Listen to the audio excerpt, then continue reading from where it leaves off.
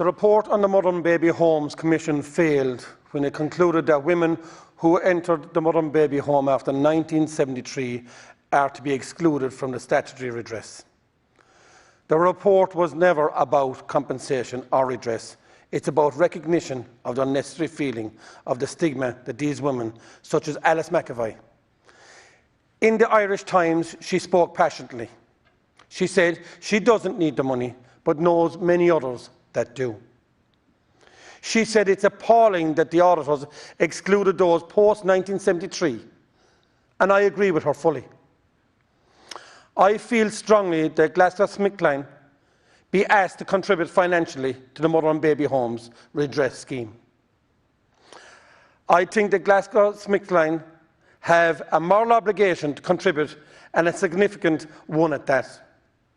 Their involvement in vaccine clinical trials was overall their financial benefit, and their engagement with the Mother and Baby Homes and its residents was at best dubious, but in real terms unethical and illegal.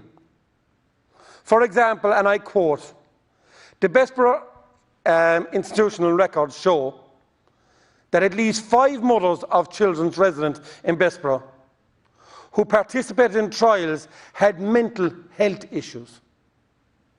Another mother was only 17 years old.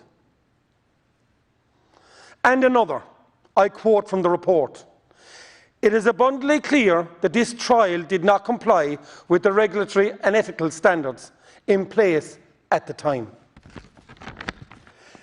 These are just 2 examples, and there are so many others within the report that paint GlaxoSmithKline in a caring or in a professional manner. If anything, it's the total opposite.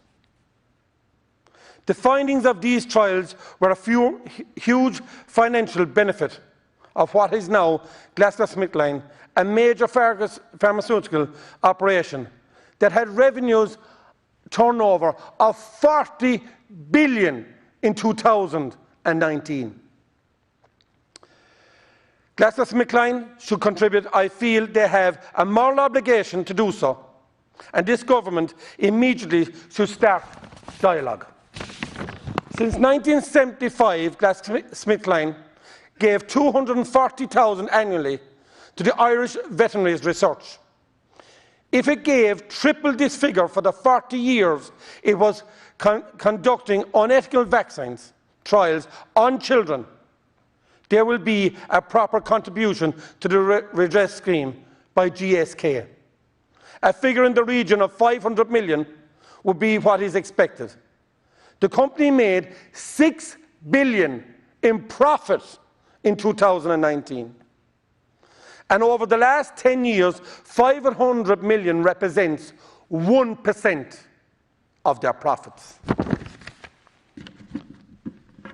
What I don't want is these pharmaceutical companies, the government, the state, the local authorities, the church, to bury this in paperwork. These people, survivors, families, have suffered enough. It is time now. There has been wrong upon wrong upon wrong.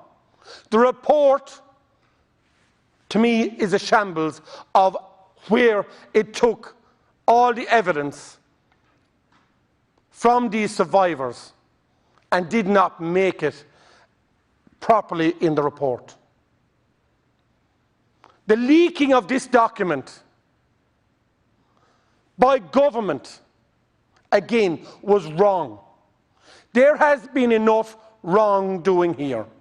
It is now time to stand up, give some contribution to these survivors now.